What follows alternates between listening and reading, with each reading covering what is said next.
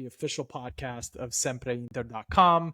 We are here for the post-match reaction of Inter Lecce at the San Siro, which finished 2-0 to the hosts. Goals from Matteo Darmian in the 5th and Hakan Çalhanoğlu on a penalty in the 69th minute. As always, I am one half of your co-hosting duo, Alessandro Rafa, joined here by Gianni Paterno. Gianni, maybe not the most aesthetically pleasing performance yesterday, but one that left me with a lot to talk about here. How are you feeling after Inter gets their first 3 points of the year? Actually, well, now it's 4 points, I guess, but first win of the year. First win, to start the campaign here. I mean, I'm happy. 3 points, clean sheet kept. I think that's huge too. I think that instills some confidence in your defense and your goalkeeper, who made up for a howler last week, and I think he played a very solid game personally. But very happy with the outcome. I'm sure, like some other Interisti, we always want more goals, but at the end of the day, it's about getting 3 points, and I don't care how they come. I don't care if it's a fluke goal that bounces off of 8 guys in the box and ends up in the back of the net. As long as we get 3 points, I'm happy. So yeah, it was interesting. There was a lot of nervousness going on from some Interisti on Twitter regarding the game, which I understand they didn't completely put it to bed as early as we would have liked, but I wasn't worried. I felt super comfortable with how we went about the game yesterday. So it was jarring some sauce day for my family, which was awesome. Got to see their victory. I know you coached this morning, so we're coming at you for this reaction a day later, which I watched the game back again this morning and have some thoughts. I'm happy that I did that. So we'll jump into it now. A bit of groundskeeping before we get into the game. So Lautaro did not take part in this fixture. Got injured. Thank goodness. Thank goodness. We didn't need him. So got injured. Apparently it's just fatigue. So expectation is that he's going to be back for Atalanta, but he was watching the game from the box yesterday. In other news, Thiago Thomas Palacios, our 21-year-old Argentinian backup left center back prospect investment that's being made, is in Milan, looking to take his medical tomorrow. We'll dive the next more into Samuel. that. The next Samuel, some people are saying. Let's throw the pressure on. Definitely a height difference there. The potential little bit, right? might be there, but the height difference is definitely there. 6'5", 21-year-old. Not even sure if he's done growing. Let's see how this shakes out. But we'll touch on the Palacio stuff probably in an episode at some point this week. Looking to bring someone on that's watched a little bit more of him than we have. Has the details on the transfer, and we'll talk about him a little bit more. In other news, Dumfries potentially renewing a meeting. Johnny's not looking too happy about that, but sorry. We have a potential renewal. He played his 100th game for Inter. Did you see that? Yeah, and I tweeted about it. 99 games more than I wanted him to play. So I saw you tweet that, which is why I brought this renewal up. Yeah. So let's see if we can get that done. If not, then looking at potentially losing the player for free. So let's see if that gets done. None of us want, like, deep down, like, no matter how you feel about him personally, I don't want to lose someone for free, no matter who they are. Even like I'll take anything. You know what I'm saying? Like, whether it was for Gagliardini, Sensi, I would have taken anything instead of losing them for free. But it is what it is. Could not agree more. Oak Tree made their San Siro debut. Catherine Ralph, she looks like she's having a good time. Does she to you? I think, like Bepe's getting her a little riled up with his reactions to the goals. I don't know what to think. I don't see. Do you think she's sitting there enjoying the football, or do you think she's sitting there looking at Thuram and just seeing dollar signs? I don't think she's doing either. I think she's sitting there wondering why she has to be the representative there. That's what I think. I don't think she knows. Like, she doesn't. I don't think she would even know that Marcus Thuram is worth, potentially $80 million. Who knows? Who knows? But it's good to see some sort of representation from the ownership after Jang couldn't make it. Hey, she's 2 for 2 last year. She's 2 for 2. She's been to both games, so good to see that. And then lastly, huge shout out to Nico Boccuzzi for repping Yo, interviews at the San Siro. That was amazing to see. the Thank you. coolest thing to see, man. Like seriously, like I saw you tweet that, and I was literally my jaw hit the floor. I was thrilled to see that. I know he has the Inter kits. He's bought them. And for him to like bring that, not even not forget about the fact that he wore it. The fact that he even just brought it with him to go to the season opener at the San Siro for and wear it. That's awesome. So Yeah. yeah, can't even express how appreciative we are of that. Yeah, I showed my fiance and she was like welling up. She was so like excited and happy That's that awesome. we were like, that's just awesome. So thank you Yeah. to Nico for doing that. Hopefully we can get some more merch out there. We'll talk about that a little bit later on in the podcast. All right, let's jump into this game lineup going into the game. So because of that Lautaro injury, Taremi makes his debut from the starting minute, accompanying Thuram up top. Midfield, same as always, Mkhitaryan, Barella, Hakan. The wings, Di Marco, and then Darmian over Dumfries, which I want to ask you about that here in a second. Backline, Bastoni, Acerbi, Pavard, and Sommer in net. The Darmian over Dumfries was the only real like doubt for me as far as the lineup is concerned. I am of the belief that Dumfries is the better player at this point and provides more offensive firepower, but Darmian ends up getting on the score sheet today. Not considering the game whatsoever, did you think it was the right decision to go with Darmian over Dumfries at this point? Personally, I think so, especially with the uncertainty around Dumfries. You know, like if you don't know whether he's re-signing for sure, you don't know if you're selling him. I think it was smart to not start him because what if he does get an injury? Then you lose any type of value and any type of opportunity to get him out the door. If that is the plan, like we don't know, we really don't. Things could materialize, and then although I think there's not enough time for it to materialize with the way we move, because let's say we did sell him, I don't think we would have enough time to get a guy like Ndoye or anybody else in the way. But regardless, I do think it was the right move. When he scored, you were actually the first person I thought of. Really? Because literally, yeah, I was like, here we were talking about he brings nothing offensively, and there he goes offering something offensively. And I thought that he was a little bit more willing to get in the box. He was willing to make those runs from the right, not just sit back and hand it off to Barella and then drop back into defense. I think he was a little bit more active. I did think he fatigued much quicker than he has in other games. I thought he maybe around the 35th minute, I thought he was already looked like he was dying out. But I do think it was the right call personally, and it's not even because of anything with Dumfries. I think whoever it was, whether let's say it was like a Buchanan who we don't know if he's re-upping or going out. I think that you play the guy who is in your squad that you know is going to be there, and then you figure it out after the window if someone's there or if they aren't. Yeah, looking at Lecce pre-match, just trying to get a sense for what they do. Everything, at least in that first game, ran through their left side with Antonino Gallo, and Dorgu was on that side. Interesting. No, that Banda was on that side.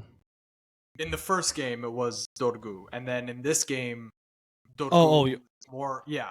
So that was what I thought was the reason why Darmian was getting the start, because maybe a little bit more solid defensively, a better defensive partnership on the right, Darmian Pavard, than Dumfries Pavard is.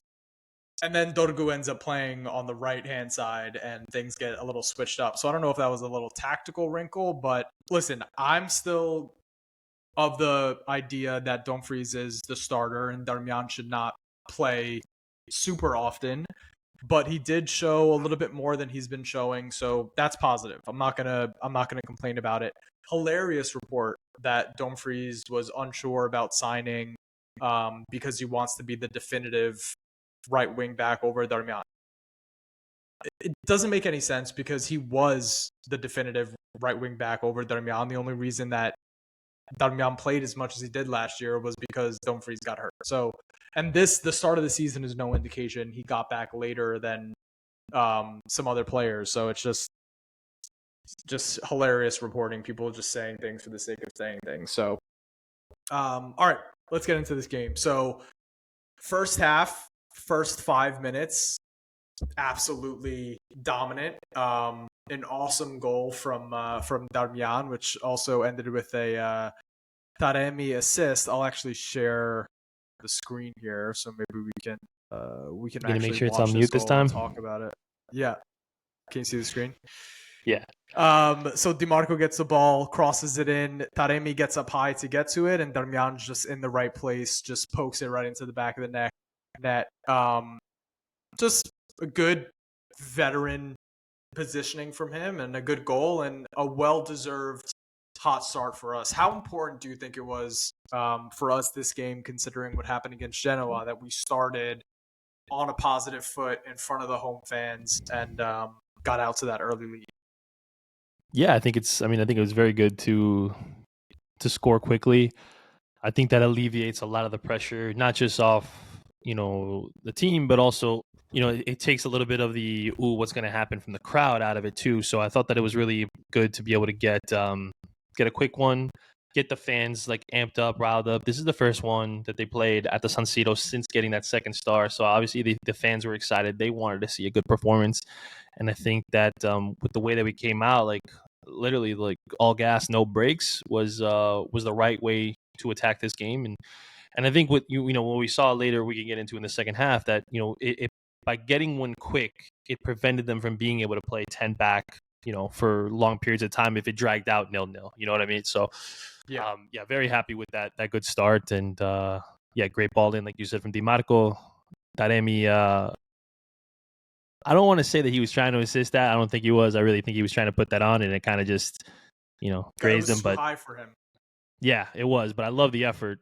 And then Darmian, like you said, right place, right time. Our Swiss Army knife always seems to come up big when we don't expect it. Really, like it's not even like that. I expect him to score goals, but sometimes he'll chip in a goal here and there, or have a brilliant assist, and he's class. And I think that in my lifetime, he will go down as one of the most underappreciated Inter players because of just what he's able to offer in so many different positions and in different ways too. I agree with you, and I think that every team needs that, like you just said, it's Swiss Army knife, where you can just feel good about where you're putting them. And listen, I've gotten on Darmian a lot for the recent Which stuff is that we've fair. seen. Yeah. But you're right. Like I don't want it to come off as unappreciative. And also the difficulty, there was a level of difficulty to scoring that goal. He's not seeing the ball until super late. Like you don't know what the outcome is going to be off of Taremi's head. It came on him pretty quick. And you saw Arnautovic in the second half. We'll talk about it, but his first touch, a set piece, he puts it right over the bar. Like that came on him. That was a much easier position to score from than what Darmian You had to think do so? in the. Yeah, because We can get into it's that one because yeah. I had thoughts that I shared with in a different group chat. But anyway, we can talk about that. Yeah, so just well done from Darmian on that in a header that was a little bit more difficult than what you might initially expect if you look at all the context. I want to talk about this. After we were on them for that first 5 minutes, it looks like the game plan was to get an early goal, and then there was a drop off. Not necessarily a drop off and like we started playing poorly, more of a drop off of like, okay, now let's let them attack us a little bit. Like we're up 1-0. Let's absorb some pressure and then hit them on the counter. That's what it looked like to me. Did you feel like that drop off was more tactical, like this is the sort of game flow that we're looking for, or did you think like this is indicative of we're a team that goes up and then takes the foot off the gas? I took it as, I think Lecce looked at this game as, look what happened to us against Atalanta, where we left ourselves a little too open at the back, allowed for opportunities. Atalanta had plenty of opportunities to win that game, not just 4-0. They could have won 6-7-0. And I think, and again, this is just my opinion, that we looked at it as like, let's get a quick one. We know what they're going to do after that. They're just going to sit back now and try to not make it, get any worse. And they'll try to, maybe get an equalizer somewhere along the way. And then that's it. Like they'll shut down shop if they're able to equalize. So I think that they achieved their goal. And then they were like, now we'll just make sure that they don't get any opportunities.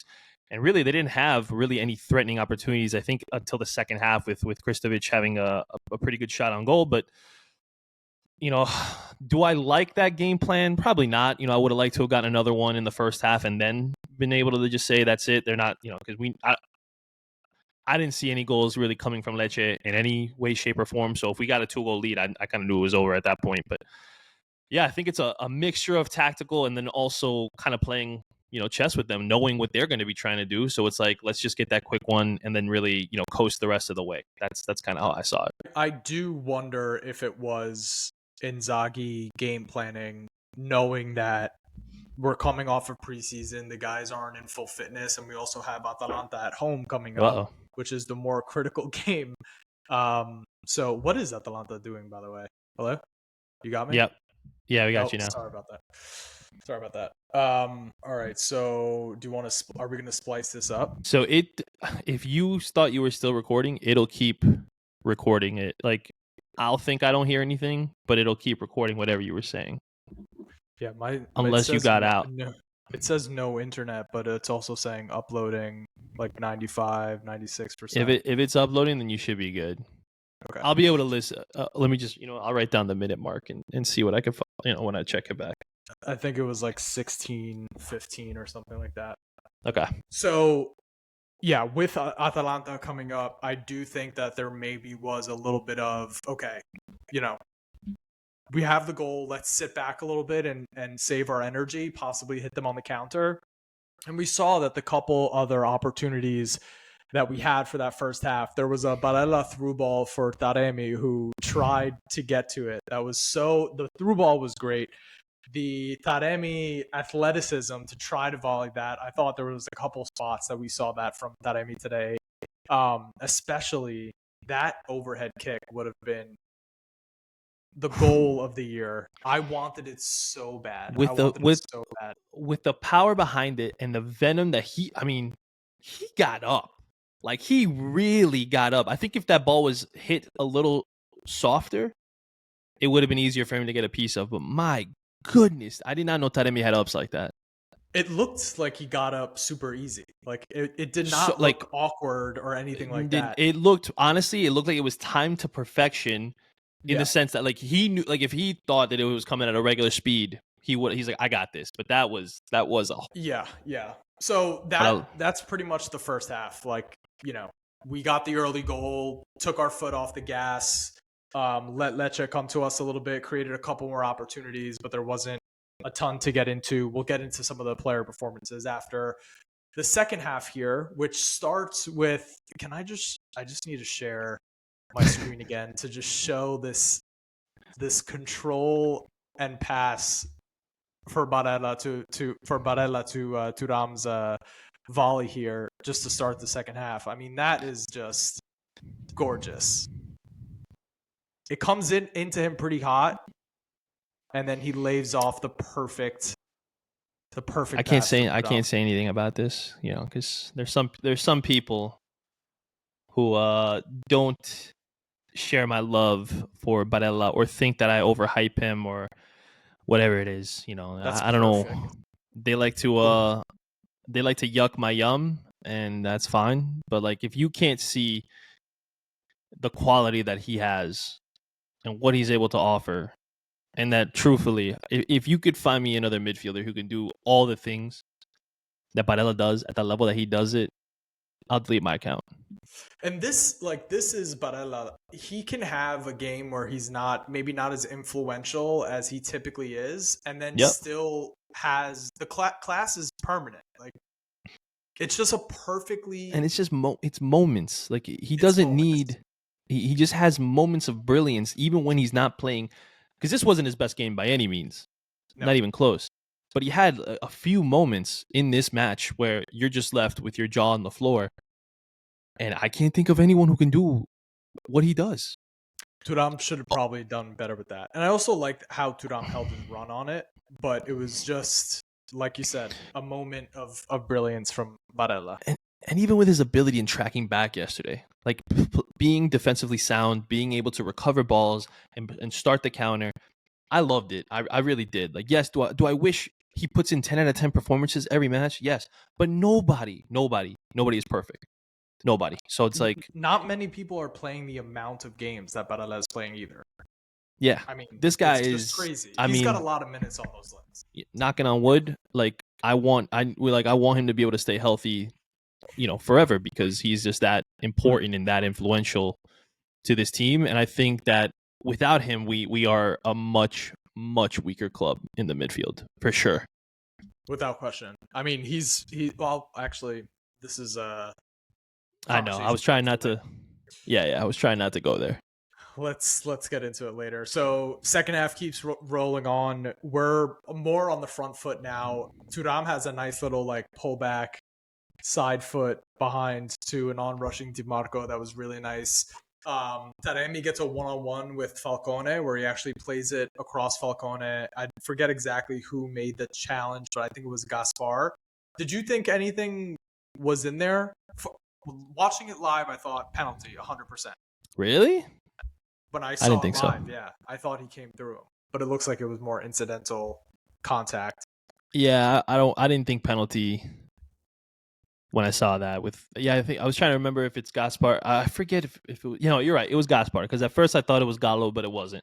Also, I mean, it's funny. I felt bad for that guy because you could see the frustration in his face with how bad his defense was getting cut up in the back. But yeah, no, I didn't think penalty there. Yeah, nothing in it for me. Yeah. But eventually Thuram does get fouled.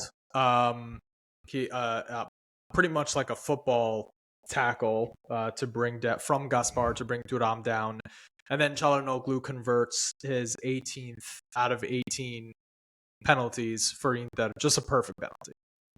Just perfect. Yeah, I don't get nervous when he goes up. I know the streak is going to end eventually. I know no one stays perfect forever. But I'm so calm when he's up there. I feel like he just knows, and he doesn't let the moment get to him. He is very cool. He's very calm. He places it only where he could, like, not only where he could put it, but where no keeper. I think if Falcone even dives that way, there was so much venom in the shot that I don't think he's able to even do anything with it. At best, he gets a fingertip to it, and it still ends up in the back of the net. I think so much of it is in the run-up. Like, if you just look at... It's a short one. Run-up is not... It's short, and there's not a lot of... It's like 1, 2, 3. Like, literally, he does 3 quick steps, and he fires. There's no wasted movement. There's no hesitation. He knows where he wants to put it. And I think that's key too. When you're able to put it put your foot through the ball with conviction and confidence, that makes it also, a lot easier to get those goals. When there is hesitation, like with Jorginho or with anybody else, who you can kind of see when they step up to the ball if they are confident. And I think back against the shootout against Atleti, I didn't see any confidence in any shooter outside of Hakan.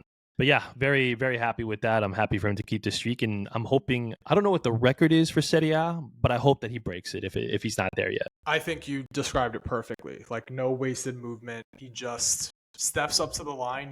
That he already steps up to the spot. That he already has his place picked out, and he just puts it in. Inter goes up 2-0 in the 69th minute. And from there, it's, again, coasting. There was one big opportunity from Lecce. We'll talk about it, but eventually Augusto, Dumfries come on for the wingbacks, and Fratesi comes on for Barella. I would imagine it's a save Nicolo for Atalanta kind of substitution. That's what I thought, yeah. Did you think it was interesting that it was Fratesi and not Zielinski to make his debut in front of the San Siro crowd?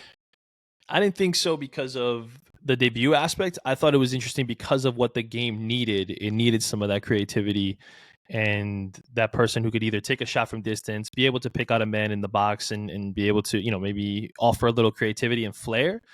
We know the limitations in Fratesi's game. So, and I was like, if Taremi and Thuram aren't breaking it down, why would Fratesi be able to? That was my thought. Not that I thought, that he was, I thought maybe later, if you brought Zielinski on and then you brought him on, it would be like Fratesi on, it would be a good move. But who knows? Maybe he has a little bit of a knock or something that we don't know about, that they're not making a big deal about, and they're just trying to save him potentially for the Atalanta match, because that would be a little bit more where you would, if you do make an early substitution, or Mkhitaryan, let's say, takes an early yellow, that's a guy you want to be able to have available for a match of that magnitude. So. Of the three midfielders, I believe the most ineffective one on the day was the one that ended up playing the 90. So I think it was a matter of Barella and Çalhanoğlu, like, let's just get them off their feet a little bit.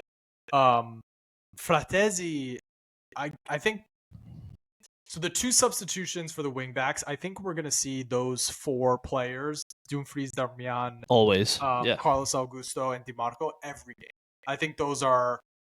two out of the five substitutions are always going to be the wingbacks. What is your expectation for Fratesi's playing time this year? We know what he was used as last year. Do you think there's going to be an increase in his playing time this year? Maybe, again, with a lot of games and with what Barella's already put in, that he's going to be seeking to try to get Barella off his feet more? Or do you think are we saying more minutes that we think, like, over the season, like compared to last year? Yeah. I think he might get more minutes compared to last year. I think he's still going to come up behind Zielinski. Yeah. That's what I think. That's fair. I think he'll be able to carve out more time, and I think there will be more rotation in the midfield. But I think at the end of the year, we're going to see Zielinski have more minutes total. I hope so, and we'll get into why in a little bit. Arnautovic comes on for Thuram, so we get to see, it was for Thuram, right? Yeah, I believe so. Hold on. I think Taremi got... You're right. Yes, it was. Yeah, it was for Thuram. So Arnautovic comes on. I thought he was good. I thought he did good things. I know there's that, as his first touch is blazing it over from a, See, to me, that was a very tough header. For me, the ball's coming in, he's running onto it, and he gets down and he lowers his head to try to get under it to be able to put it on goal. And what he does, he gets too far under it and puts it over. Yes, do I wish he would have done better? But in my opinion, that is, as someone who's played striker, that is always a tough ball to gauge and to be able to measure. In retrospect, do I think maybe he tries to chest it? But I don't even think that's a good idea, because if you do, it probably goes too far off his chest and he's not able to control it. So listen, he's the fourth striker. Yeah. He's not playing 90 minutes. He's not, keeping a guy like Lautaro on the bench, or even, let's say, in the banter, keeping a guy like Barbosa on the bench. He's a fourth striker for a reason. I don't expect him to be coming in and just be this incredible player. We have the upgrade that we wanted with Taremi, who had to play this game because of Lauti's injury. And had he not been there, who knows? Maybe it's Taremi doing that, getting that opportunity, and maybe he does better. We don't know. But I think overall, you take that opportunity away. If you look back on the offside that he was called for, that didn't look like it was offside to me. This game? Yeah, this one, where he played it off to Mickey, and Mickey missed the net by 400 feet. The Aslani switch ball to him. I mean, first of all, in great space, good movement. I don't see... Now that it's very likely that he's going to be our fourth striker, I don't see why Interisti can't, why can't we get behind Arnautovic and root for him to succeed? Tell me what you think is the better department.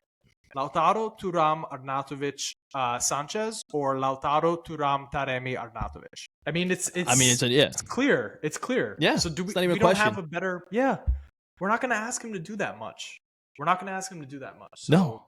And barring any injury, I just don't get. It's funny, seeing the hate that he gets. I just, I think the problem is the price tag. I think that's what people are hanging on to, and I don't like the price tag either. 10 million to me was a waste. You're not going to get that money back, never in a million years. So I don't fault the player though. It's not like he said, "Hey, I'm worth 10 million. Come pay 10 million." You know what I'm saying? Bologna laid out what they wanted, and they got it. Simple as. So yeah, it's just a waste to keep shitting on him at this point. It is. He's here. He He played is well here. This is yesterday. his last year. This is the last year of his contract. Once it's done, he's not getting renewed. So why are we like? I don't know. I don't get it. Do I wish we had Dzeko instead? 100%. Not gonna pretend I don't. Like that guy was class. But you could, if you want to be upset at somebody, blame Lukaku, because if he didn't do that whole drama, we Yeah, don't have to worry about this, and we yeah, probably have Dzeko still. yeah, yeah. It's a conversation that like we've been having, and at this point, Yeah, I think it should be he's the just fourth. put He's the to fourth rest. striker. He's the fourth Like striker. Like, can we just he let's just loves. I want guys though too who love the colors and want to fight for the colors, and he yeah, does. He loves a Inter. good. It seems like a great teammate. Like whatever. So Yeah, he had a little like back heel through ball. Um, like we which I talked like about, that. He had that That switch. I like the flicks, man. I like people who have creativity, have flair. Yeah, he brings Listen, something a little I'm telling different. you, I have a feeling. I don't know when, but I feel like one game this year he's gonna come big in a big moment for us, and all is gonna be forgiven. I hope so too. So the rest of the game plays out pretty. I mean, it's pretty your normal Yeah, veterans see the game nothing to through. worry about. 2-0 in front of a sold out crowd at the San Siro. Good, good, good vibes going into Atalanta after a tough draw against Genoa. All right, question: are we still in preseason mode, or was this I think a veteran performance? We're good. We're here. We're ready for Atalanta. I think chemistry wise, right now we're still in preseason mode. I think there's some connections that just haven't been developed yet. Thuram and Taremi didn't get to spend a lot of time together, which was something that kind of upset me with something that Nima tweeted, that they don't, that Thuram and Taremi don't have the chemistry that Lautaro and Thuram have. Well, of course not. Yeah, of They're, course. Yeah. like they're, I don't know what you're expecting them to have when they haven't had that much time together. They didn't have a full preseason to train together. Thuram came a little bit later because of participating in the Euros. So he Yeah. had a little bit longer of a break. Like, of course, that chemistry is not there. And this is their first time playing up top in a meaningful game together. And I think overall, I think that it was a pretty good performance given their circumstances. Yes, it I wasn't thought it was. perfect. Yes, the chemistry wasn't how it is with Lautaro. But I mean, what do you expect? Like, were you expecting them to just like have like a sixth sense of where the other one is? Let's not forget, Lukaku and Lautaro didn't have good chemistry initially. That took a little bit. Lukaku was scoring goals, listen, goals and wins, they cure all, but they weren't clicking on all cylinders themselves initially. So like, let's give it a little bit. That's just how I feel. Yeah, I think it's like crazy, crazy normal for them to be where they're at right now. I did think that they were like playing super close together. It did seem very narrow, but I But I think thought that that's it because was. of. Go ahead. Sorry. I was gonna say I think it was intentional because they seem to combine in tight spaces well together. Like you saw, Taremi is a bit of he likes the dummy a little bit. He likes like he's looking.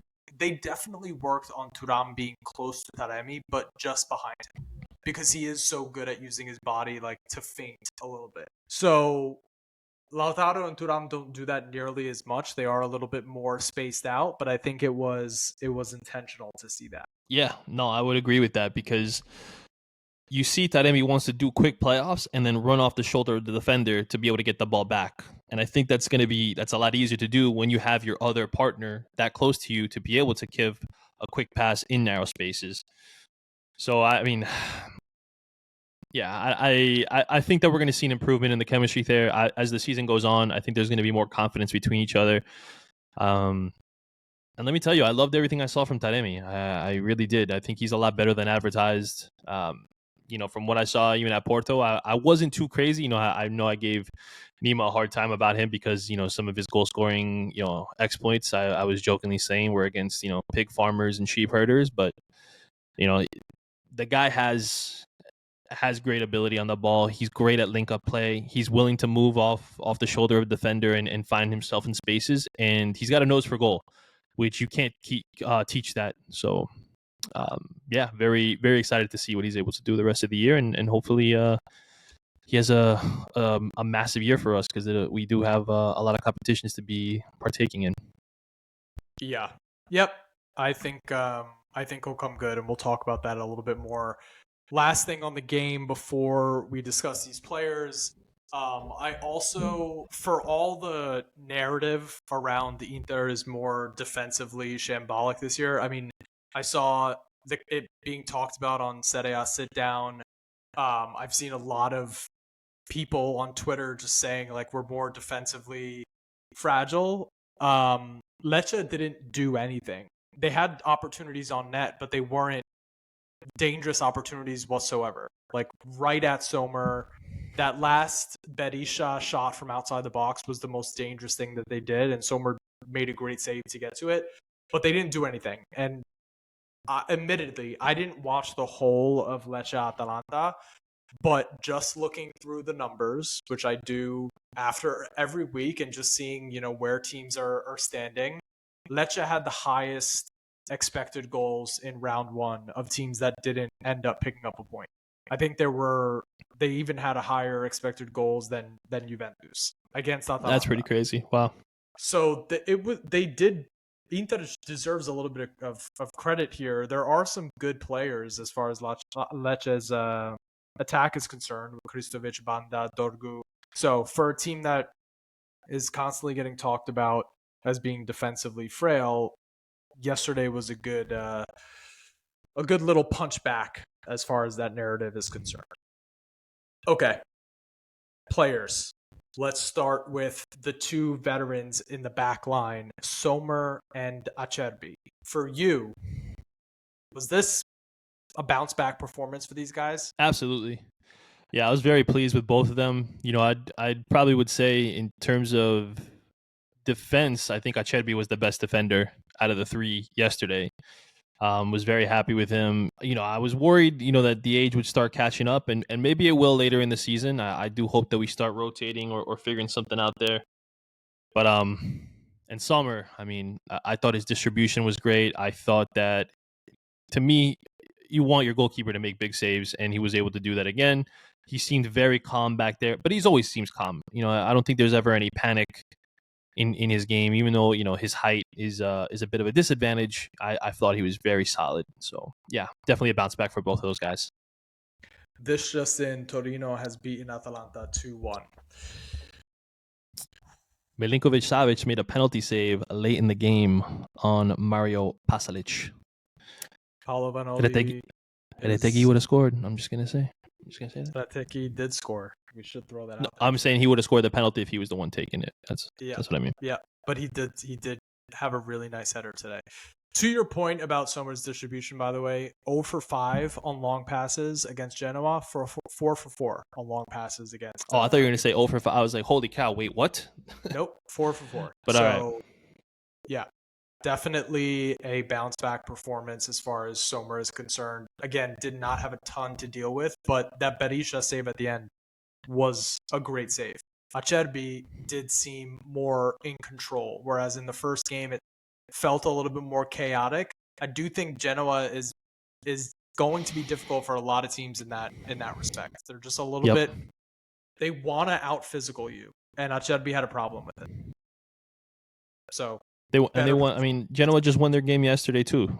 So it's like they're no slouches. 90 minutes for both Pavard and Bastoni. My only two notes here: I did not miss Bisek at all. I know there was a ton of hyping Bisek up this preseason. Pavard is world class. He's safe. I feel good with him out there, and I just like everything that he does. Yep, I would agree with that 100%. Some people are saying like, "Oh, how do you punish Bisek for one mistake?" I'm like, you punish anybody else for a big mistake, do you not? Why would he get any different treatment? And you have, like you said, a world-class player like Benjamin Pavard on the bench. Like, how do you just keep him on the bench? And you're like, oh yeah, we just keep playing Jan Bisek, who's not nearly as good of a defender and a distributor and really everything else. It just made no sense to me. So, but I was happy he was back. With all the Bisek shooting this guy's stock to the moon, Pavard didn't fall off. You think he wasn't playing in the Euros, but Deschamps is not. I mean, I thought he should have played over Koundé, but there's no fall off from Bavard. He looks good. None. I'm glad he got the 90, and I want to continue to see him in the starting Same. 11. Bastoni, I thought was good. It just seemed like the end product was a tiny bit off, but just a solid performance. Nothing crazy. Yeah, nothing crazy. I thought some decision making was a little off too. There was a few chances where he had an opportunity to release DiMarco on the wing, but then he turned inside and tried to give it to Hakan in some tight spaces where he ended up being, dispossessed. But yeah, nothing too bad. I mean, it just could have been an off game from an offensive standpoint, but I felt like he was solid in the defensive solidity. So yeah, very just good game from Bastoni. Not great. That's all. Yeah. All right. Let's talk about the strikers here. Let's go up the pitch. So we spoke about that, Emi. As far as Thuram is concerned, I thought his hold-up play was really good. He's super tough to knock off the ball, and I want to extremely. I want to throw out this note here. 22 goal contributions from Thuram last year. If you include the number of penalties that he's won for Inter, this would be 29 goal contributions, almost 30 goal contributions in a season and a couple games. That's awesome. He's a guy that I'm worried about in terms of, if he were able to keep him after this year, not because of anything other than I think somebody's going to come calling because of his quality, man. He offers so much, his ability in space. I love when he gets the ball on the left and is able to bring it in on his right and has the opportunity to either cross it or, take a shot or cut out and go wide. Like, he could beat any man. I don't think there's many defenders in my mind who can outclass him. I mean, yeah, outclass him when he's attacking them. So I love him. He was phenomenal yesterday. Yeah, he didn't get on the score sheet, and he may had, I would say, one or two opportunities he probably should have scored, but he did in the end get us a much deserved penalty. It's funny. I see Juventino, one guy specifically. Was talking about how, again, Inter get the softest penalty that nobody else would have. Buddy, if anybody gets tackled like a linebacker, anybody, I don't care who it is, whether it's, I don't even know who the striker is right now for Milan, but, if it's Vlahovic or whomever, if they get taken down like that, it's a penalty. I'm sorry. Like, you could put bias aside. That's a penalty for anybody. Like, he literally got tackled. Like, Gaspar thought he was playing, backyard football, but anyway, it was wrapped around him. Like, around him, and he pulls him down. Yeah. Like, they made the conspiracy theorists and the blatant bias is so funny from other clubs that just hate us. It's just very insecure. Like, very, and they have honestly they have no confidence in their own club, so they have to find things to poke at or things to look as conspiracy to feel a little bit better. That's what it really comes down to. But and his passion when he gets up and how excited he is and how happy he is to have earned that. And then even the confidence that he had showing, in support of Hakan scoring. His arms were up before the ball was even in the net. Yeah. I love him. And I do hope that he's someone that we can keep for at least, 1 or 2 more years, not just, 2 seasons, because I think his partnership with Lautaro, I don't think anywhere that he could potentially go, I don't think that he will have the same type of production because he doesn't have a partner like Lauti, whether it's, he goes to PSG or wherever else that, could potentially afford him. I think leaving Inter would be a massive mistake, but that's, for another time. It's been a massive mistake for a lot of people. For so many. Yeah. No, good shout. We haven't seen much of it this year. But I was thinking, which trio do you think has the higher ceiling? 2022-23 Lukaku, Lautaro, Dzeko, or 24-25 Lautaro, Thuram, Taremi? I'd say this one. I think that we have better finishers overall, compared to those. Lukaku misses a lot. He does. And Taremi doesn't. He really doesn't. When he has a chance in the box, if he has a clear cut, opportunity. I don't think it's going to go wide, or I don't think he's going to shoot it directly at somebody else's feet, or he's not going to get in the way of a ball going in the back of the net. Way more I mobile. Way more. way more mobile. Yeah. Offers way more. He's better in the air. Let's be honest.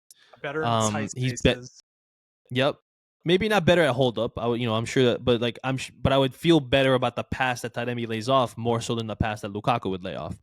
So I mean, yeah, I would definitely say this trio, hands down. It's not even to me. It's not even up for debate, really. Like if you really look at it objectively and you break down each player's strengths and weaknesses, this team, this trio easily beats the 22-23 one. I think the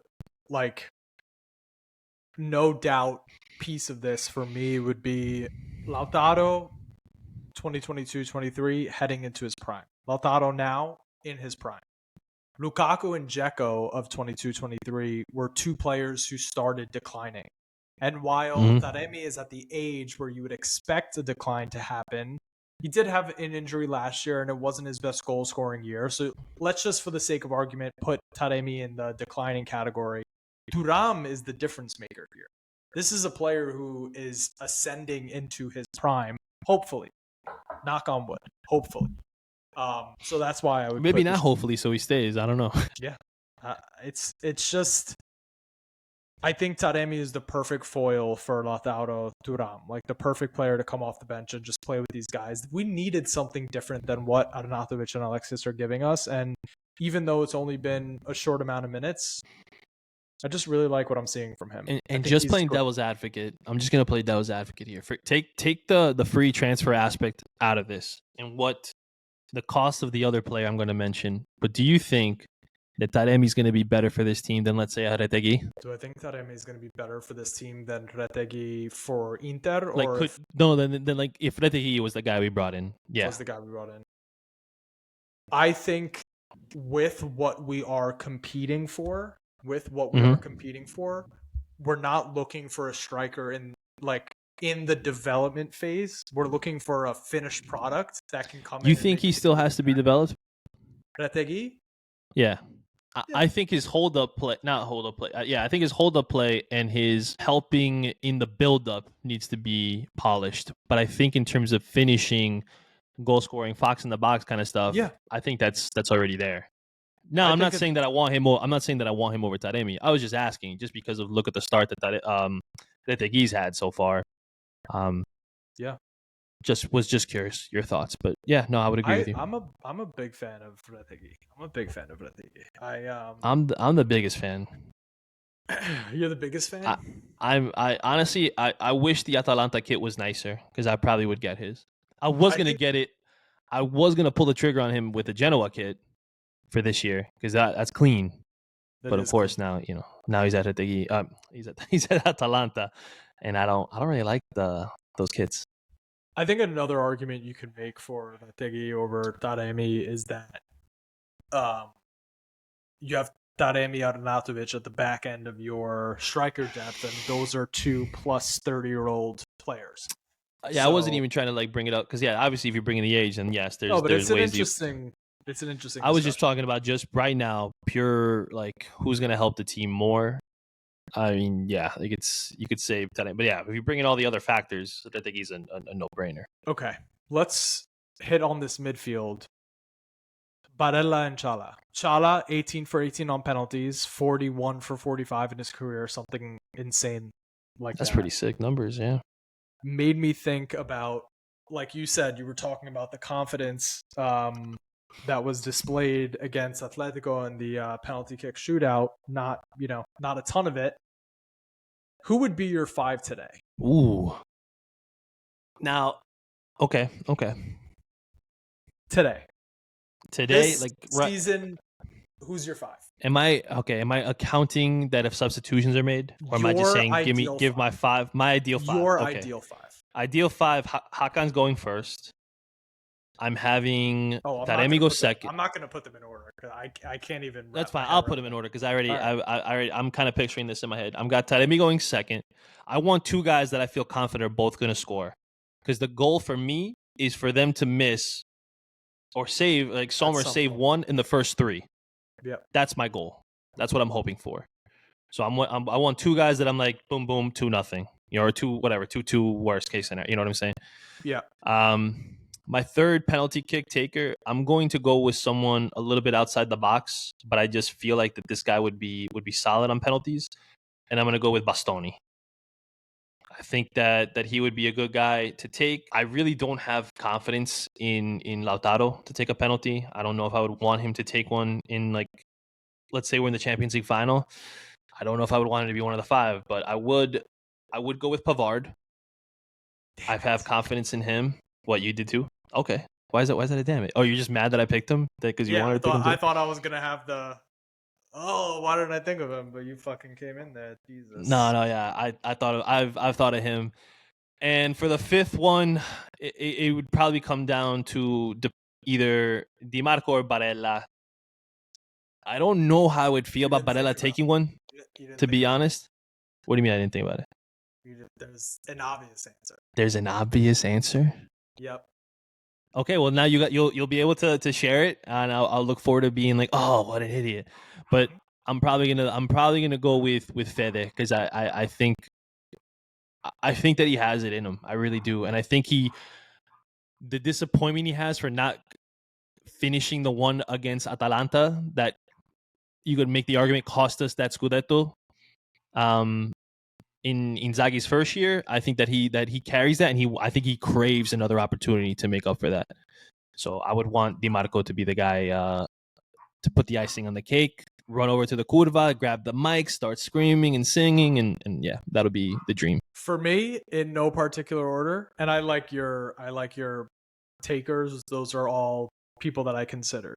For me, I'm gonna do Hakan and Taremi. Lock it in, absolutely lock it in. Zielinski, if I can get him up there to take a penalty, lock it in. Yes, that's the one That's the one I didn't even think about. Oh my gosh! Yep, he hasn't been on the team long enough for you to like. He's an obvious one, right? Like you absolutely. I would take Bastoni out. I would leave Pavard and Di Marco, but I would take Bastoni out and bring Zielinski. Yes. Wow. Good call. Yeah. Well done. He's got to be there. And then we're the same on Pavard. I still want Lautaro taking a penalty for me.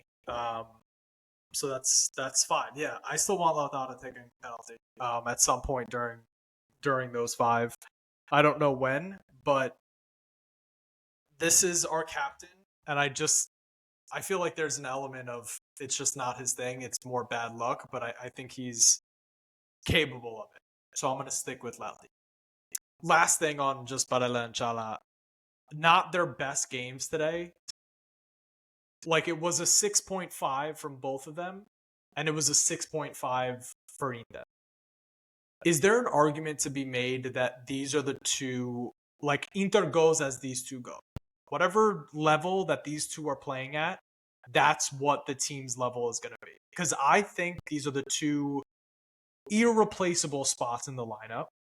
Chala goes down, you have no faith that Asllani can come close. Zero faith in Asllani. Barella goes down, even Zielinski or Fratesi, you have no faith that they can.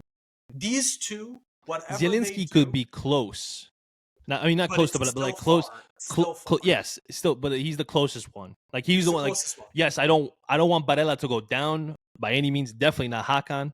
But if you told me we're losing Hakan and Asllani's coming in, or we're losing Barella, I would feel better about Zielinski coming in than Asllani ever coming. Like yesterday, I got very frustrated with him with a few turns in the midfield, putting himself in danger, giving Lecce opportunities to hit on the counter. Outside the box, yeah. Right outside the box, missed timing, not releasing Arnautovic like sooner on a couple, or was it Thuram? It might have been Thuram or Taremi.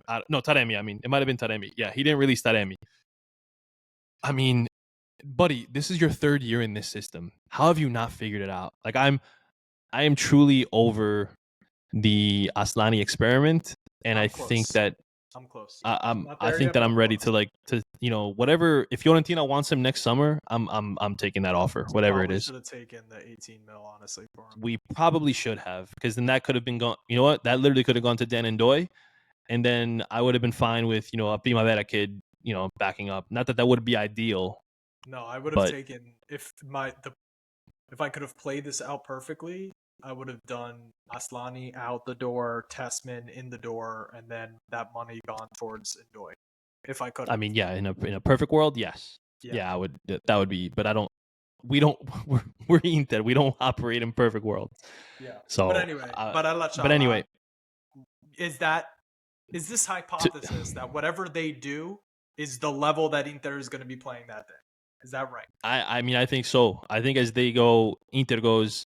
Like Lautaro is extremely important. I'm not going to say that he isn't. But if Lautaro has an off game, I think that we're still good enough with the other guys to be able to get wins. If Chala and Barella have off games, you see the dip in form. You see it affects not just them two, it affects everybody around them. Everybody.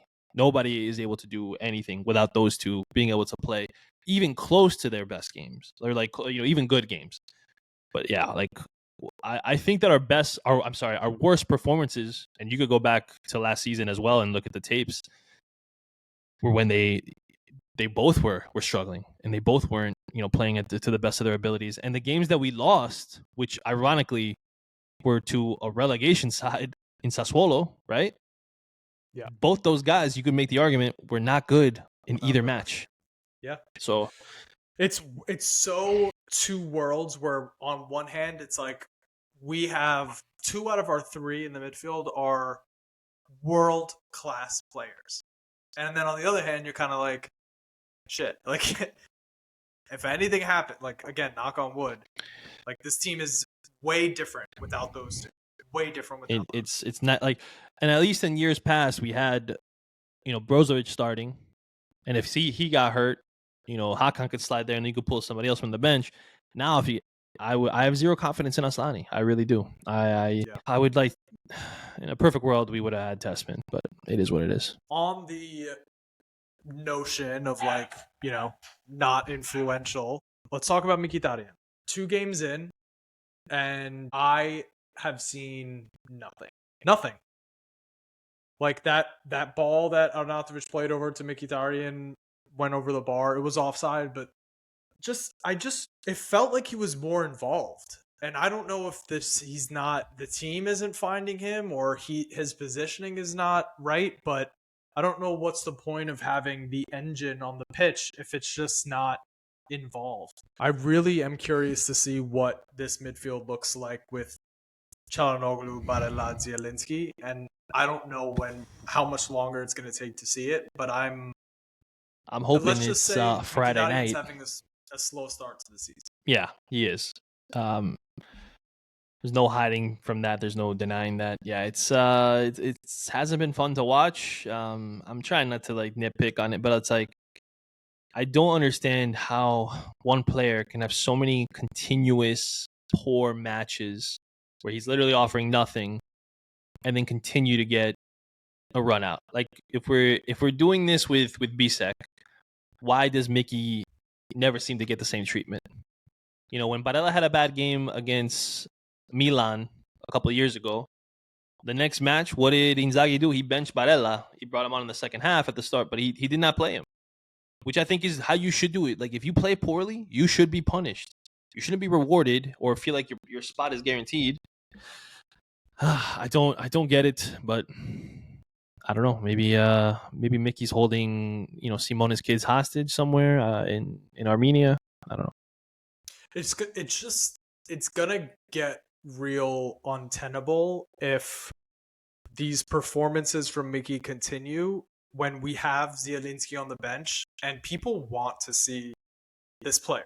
Like, he's been one of the best in Serie A for the past 11 years. I've said this over and over and over again.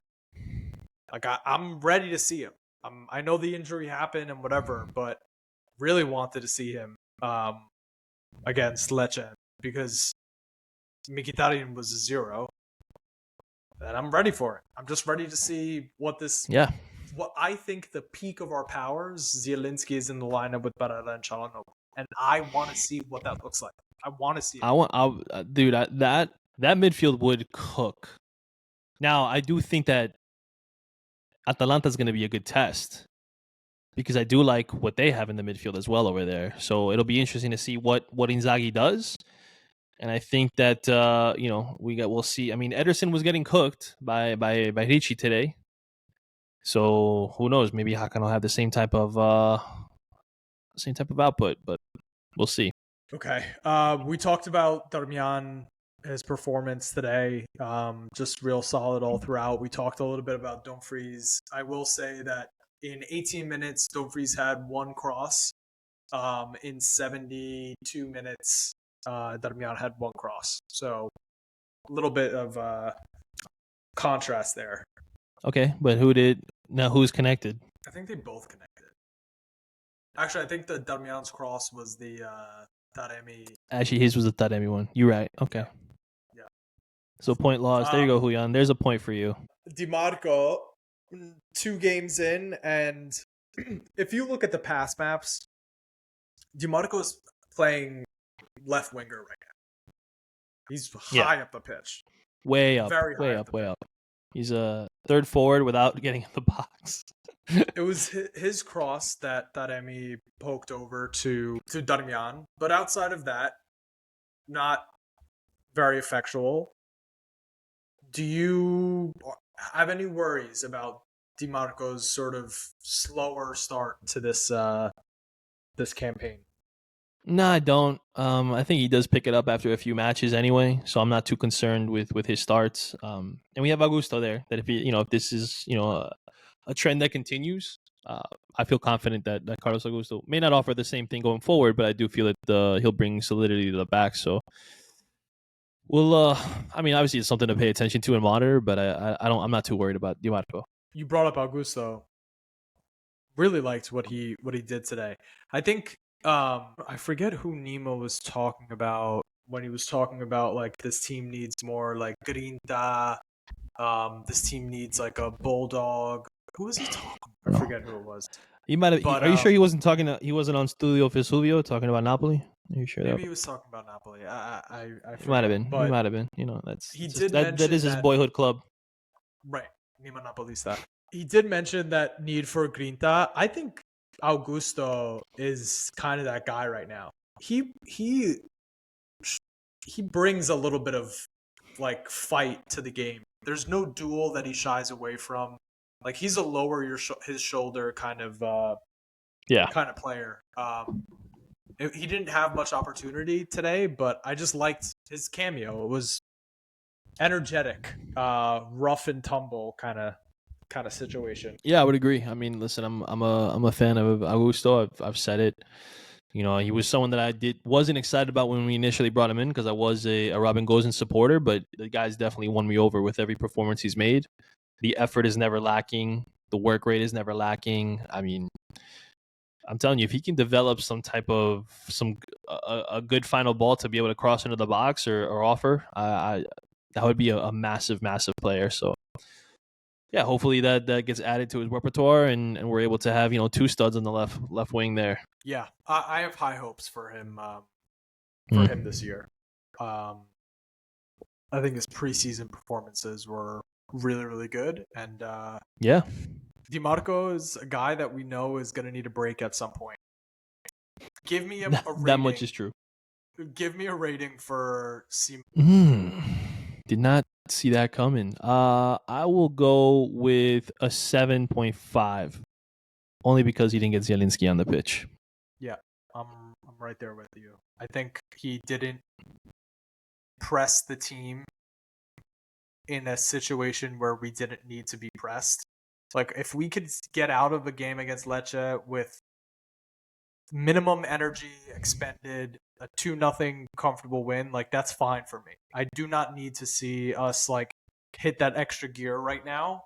It's early in the season, and we've got a big game against Atalanta coming up. What's your confidence level for this Atalanta? I'm feeling good. I mean, you know what? I kind of got to go back and watch this. Me too. This Atalanta game. I want to see what it was that Torino was able to expose.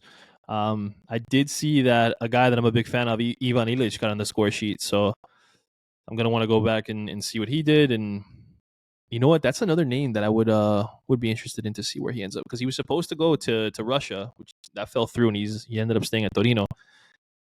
him, Friendrup, those are some guys that I'd be interested in for next year. But anyway, yeah, I wanna see that. But I'd say my confidence level is about, I don't know, 7. I feel better after that game, honestly. I know that people weren't like super excited by it, but I'm cool with the mature. I watching it back this morning, like I was like, this is a breeze. These guys are in total control. Yeah, like I mean, Even when I Lecce want. had the ball, I just want they to were get wins, fine. man. Like, how are you going to Yep. repeat if you're not getting the wins? Like, do we really want just champagne football and not getting 3 points, or do we want 3 points? Like, that's what I want to like have figured out, and hopefully we can get things rolling and really show what it is that we're capable of. Because I do think that this is a team that is going to be winning this, lifting the Scudetto again at the end of the season. That 21st title, I'm honestly very confident in what we'll be able to do. So yeah, let's hope that the boys are able to show up and do something on Friday against Atalanta, because listen, it's not going to be an easy challenge. I tweeted about Retegi, licking his lips at the thought of going up in the air against Acerbi, which I do think that's going to be a weakness, for us if they're able to get crosses into the box. So hopefully our guys, whether it's Dumfries and Darmian on the right side, and then probably DiMarco on the left, are able to mark their man and keep them from being able to get those crosses into the box, because I think that's going to be the most important thing, and that's going to determine if we're able to get all 3 points. So we'll see, but I am curious. And we'll we can, I don't know if we want to, we can maybe get into this later. I don't know, but I am, I'm this game is going to be a good gauge of what we're able to do in Serie A and how far we're able to go. I think that a good convincing performance will certainly ease us into it, and ease us into the, like ease our minds is what I really meant to say there. But yeah, it'll be good to see. I'm excited for the match Friday. I'll be interested to see what Simone wants to do with the starting 11. If he makes any changes, if he stays with the status quo, I think that he obviously is gonna. If Lautaro's all good to go, that he's gonna be starting up top, and it'll be Taremi on the bench. And who knows? Maybe we'll get our wishes and get Zielinski from minute one. I think that would be good too, and I think that would be a little bit more pressure on Atalanta, not just in the midfield but in defense as well, to make sure that they don't let either of those guys have a chance to get loose. And now Alessandro dropped, and he's giving me a call. So give me, we'll see what he says here. Yeah. Yo. My internet shut down. No, you should be able to get back in. And I got you on speakerphone for this, so that's cool. All right. Awesome. Let's see if he's able to get back in, ladies and gents. I'll probably have to edit. Oh, there he is. Welcome back. Yeah. First time caller, long time listener. Alessandro Rafa has joined us, guys. Hold on. This is a new recording now? Do we have the old one? No, so I'll be able to get the whole thing. Okay. Don't worry. All right. Yeah, because I've been here the whole time, so I'm able to pull it. But beautiful. I was trying so hard to just keep that going by myself, and then you called me, and you remember now. I was. It's all right. It'll be interesting to listen back to. You guys think podcasting is easy? Just wait till it is even not easy. 93 episodes in. It's not easy. Not easy, man. All right, but Ale has that. He has that hamster, running his internet in his Brooklyn apartment. Rent's so high, he's gotta have dial up or wheel up. What? I mean, that's true. True, it's tough out. But either way, I think we're good to wrap this up. So you had an announcement for the fans. Yes. Of the InterViews podcast. So I gotta give a shout out to a guy who's come on a few episodes. Nick Costa. He's filled in a few episodes. Just had a little girl. Watched her first Inter game this weekend. Had an Inter shirt on. So very happy for her to experience her first win. Obviously, Nick, happy for you as well. You and your wife, wish you guys nothing but the best, of course. But yeah, first W as an Interista. So good for her. Hopefully she never experiences a Scudetto list year in her life. Yeah. That'll be the dream. But yes, big announcement. So one of our obviously we partnered with Interclub Boston on a T-shirt. They helped us come up with we came up with the idea. They came up with the design. It's awesome. We love it. Um, but it is up and live right now on. I will share the link in this episode. But J.R. Bell, one of our listeners, she makes incredible T-shirts. I have 3 of her T-shirts, 2 Inter ones, one Italy from the Euros 2020 shirt. Love them, great quality, and she is made these shirts available for our listeners. She's printing them. Um, Sizes are available, obviously, on her website, but because we did this as a partnership thing, she's also offering our listeners $15 off on the T-shirts if you just use the code InterViews15, interviews all caps 15. You get $15 off, literally 33% off the T-shirt, which is awesome. So like, if you want it, it's a Lautaro Martinez shirt. It's him with a bull head, like his head, a bull head, and it says Capitoro instead of Capitano. Freaking awesome. I love it. I can't wait to get mine. But yeah, so please support her. Use the code so you save money. That's it, man. I'll put a picture up as well of the T-shirt so you can see what it looks like, obviously. But yeah, follow her link. Go purchase. And if you want more shirts, she has awesome designs. For other Inter ones that I have one that has it has the 1 star. Now I wanted to have the 2nd star. But yeah, awesome stuff. Yeah, I wear an Inter jersey for every single game, but these shirts are amazing. Like, it's a good way to just make sure you've got your drip with you when you're watching Inter and even when you're not. Yeah. Good stuff to lounge around the house with. So the Capitoro thing That's what I is love. awesome. Good comfy shirts. Yeah. And her shirts are all comfy. And I do lounge around in whenever, like, I mean, today obviously I'm not wearing anything Inter, but whenever I am watching something, I try to have something from Inter on. And it's more often than not, because I tend to be running errands too, I'm wearing one of her T-shirts on game days. So yeah, awesome. So check it out. We'll post the link to the store. You can get $15 off with our code. And I think that's it. Good to go. That's it. Again, InterViews, all caps, 15 for $15 off. In the words of the great Roberto Scarpini, forza ragazzi, forza ragazzi, forza ragazzi.